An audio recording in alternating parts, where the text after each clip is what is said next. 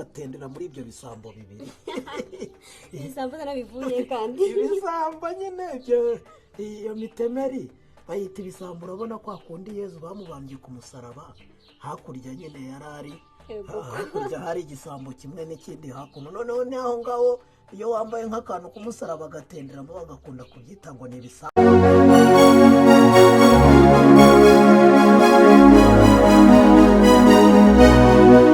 Amazina menshi nk'ay'imarabiti arimo Sekaganda, Ngiga, Seburikoko, Papa Sava ndetse n'andi menshi atandukanye.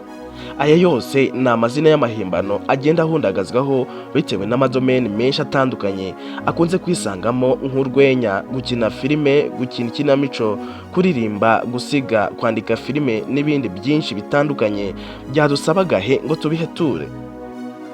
Benshi muzi ubushongore n'ubukaka bwe iyo bigeze mu misango y'ubukwe. Ibyo byose birushaho kugaragaza neza impano zitandukanye yifitemo. Muri bazuti sasa ni ukubera ikibone naravutse banyita Gracian, hanyuma rero mvukira ku gasantere hafi y'isoko na santere do sante, wacu akaba hafi y'Rusasu, umva ni sisuso sase. Papa Sava, umusore w'umusaza. Kuba mvuze umusaza, abenshi mwateguraga kungera ijanja mutekereza ko nshaka kuvuga ko imyaka imusize mu busiribateri, nubwo nabwo mutibeshyaga cyane kuko ndaza gukoma urusyo nkagoma n'ingasire. Naho ubusaza nyamukuru nagambiriraga cyane ntabwo ari ubw'imyaka, ahubwo nubwo ubwenge n'ubunararibonye bye bya gikambwe. Papa Sava ntawema kuvuga ko imyaka isa n'iyamuraza ubusiribateri byamaze kuba indirimbo mu matwi ya benshi, ndetse abahanzi nabo bamujomba ijanja bati ikutumbwira ibyo gukora igikwe na Papa Sava byaramunaniye. Bigarukira aho gusa, ahubwo nawe ntasiba kubyibonaho ahagira ati niye nama umaze kugera mu rugo rwawe wagira Papa Sava wakerewe gushaka. Umuhanuzi wabibonye ati uzarongora Mama Sava. Ibi byose bite? Muri uyu mwanya nyemera dusasa inzobe dusige tunasiganura dusasanure bimwe bya gisirimu, amateka n'ubuzima bya Papa Sava wageze naho kwemeza His Excellency Paul Kagame akamuremera ibihumbagiza by'inoti. Papa Sava akaba agiye mu basitari mbarwa bazi uburyohe bw'ikiganza cya nyakubahwa wa Repubulika y'u Rwanda Paul Kagame. His Excellency akaguhamagara ati kora hasha komereza washekinze intoki za President. Rwose ndavuga rero nta n'ibindi bintu nibi ngibi, reka byose tubive imuzi. Naho nge nitwa Obedi Rugwiro, wahawe ikaze. wese urandeba iki? Umbonye wowe utandebye ubu warebaga iryo hanyuma ubona ngenda kureba, ufite amaso mwirugu se? Papa Sava rurangiranwa muri sinema nyarwanda wiyushya kuya ategura ejo haryoherera, aho ingabo byizi agahinduka umwarimu igihe kitari gito. Amateka ye yose ngaya. Papa Sava yavutse tariki 25 Ukuboza mu mwaka w'1978. Amazina ye bwite yiswe n'ababyeyi be ni Niyitegeka Gracie cyangwa se Gracian bitewe n'uko bivuga.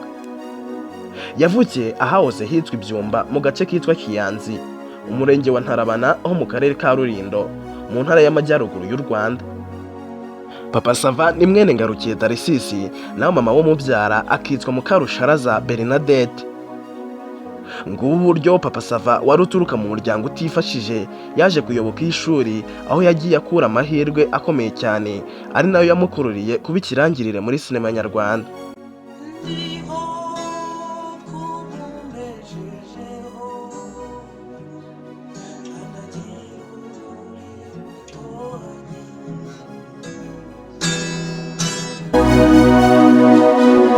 Dutangiranye na Niyitegeka Gracian mu mwaka wa mbere segonderi, gusa nyuma aje gutungurwa yisanze mu mwaka wa 6 primaire kubera ikibazo cy'ubushobozi buke.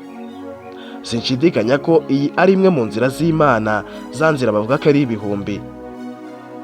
Imana yashatse kumuremera binyuze mu gusubira inyuma bidatewe n'amanota make, imyitwarire mibi se cyangwa se indi mpamvu runaka yari gutuma asubizwa inyuma mu masomo, usibye imwe rukumbi twagarutseho y'ubukene.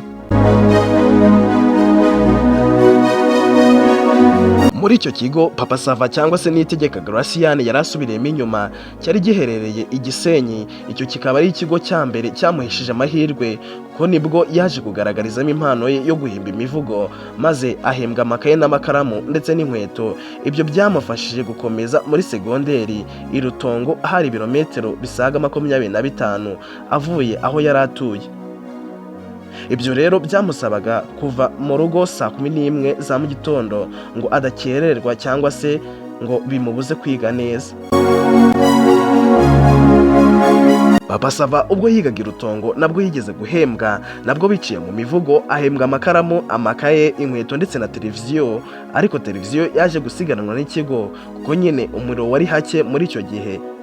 Ibyo byatumye rero Papa Sava akundwa n'ikigo yigagaho, aho yahise ahabwa icumbi muri icyo kigo mu cyimbo cyo gukora bya birometero, noneho akajya yiga acumbikiwe mu kigo.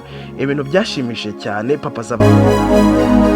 Papa Sava icyiciro cya kabiri cy'amashuri yisumbuye yagikomereje i Rilima ho mu burasirazuba bw'u Rwanda, yiga ibijyanye n'ibinyabuzima n'ubutabire biochimie.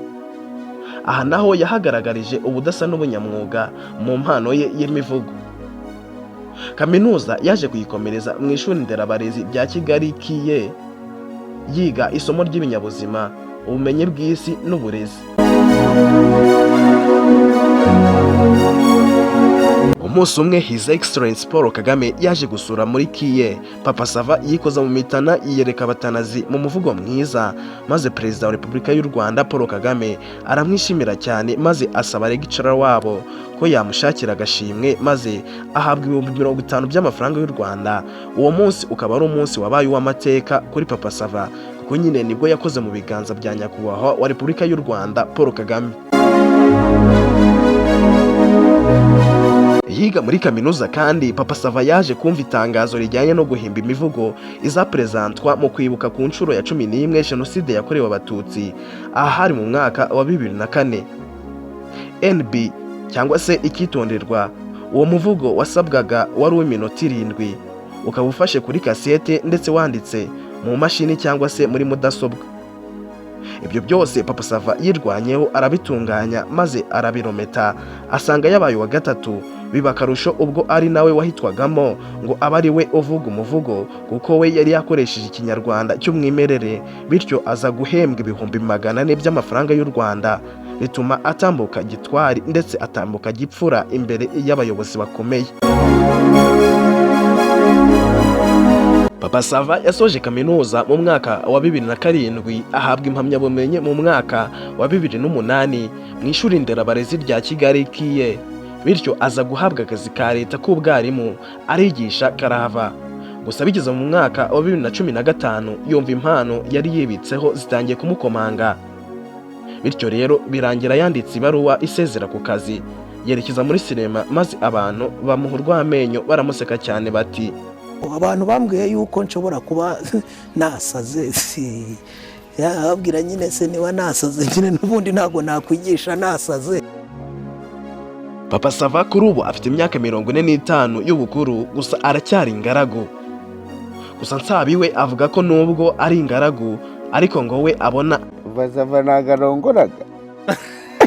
Papa Sava se ebana nkunda kubona abantu bamwihaye kuri social media. Kubibona ubona atarongora. Bona gatari byo. Ntaho yari yarongora. Mu mwaka wa 2019 nibwo Papa Sava yaje kwitangariza ko afite ubukwe mu gihe gito kiri imbere, ariko aho avugiye ibyo ngibyo imyaka 4 ikaba yihiritse nta kanunu k'ibyari byo. Ariko kandi nubwo nta makuru kuri iyo ngingo, umuhanuzi aherutse kwerekwa ko Papa Sava yaba agiye kurongora Mama Sava bakinana muri filime.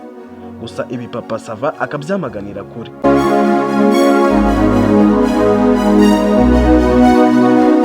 Pasteur Akim Mbarushimana aherutse guhanurira Mama Sava ko agiye gutandukana n'umugabo we, hanyuma agakora ubukwe bw'icyubahiro na Papa Sava.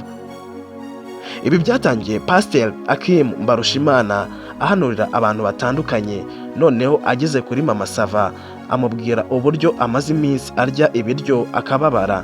Mama Sava ati yego nibyo. Ubwo nibwo rero yahise anamuhanurira ko yaba agiye gukora ubukwe na Papa Sava yakoze divorce n'uwo bari basanzwe babana. ndetse ngo uwo Papa Sava bakazabyarana impanga ebyiri.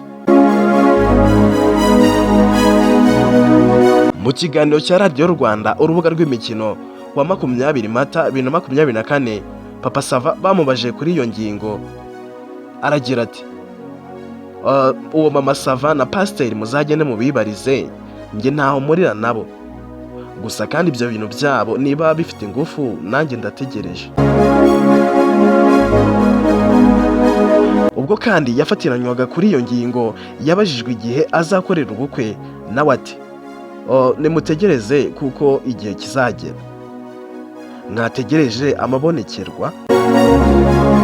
Reka tube twitandukanyije na mikoro kuko tugiye kuvuga byinshi kuri Papa Sava bwaca bukira. Nkurarikira kugira ngo tuzabane mu kiganiro cy'ubutaha. Wari kumwe nanjye Obedi Rugwiro, kandi niba uri mushya kuri uyu muyoboro wacu wa YouTube, wakanda subscribe kugira ngo tuzajye tugutegurira ibiganiro byinshi bitandukanye ku bantu batandukanye. Mwakoze kubana natwe, turabakunda. Mungu awabariki sana.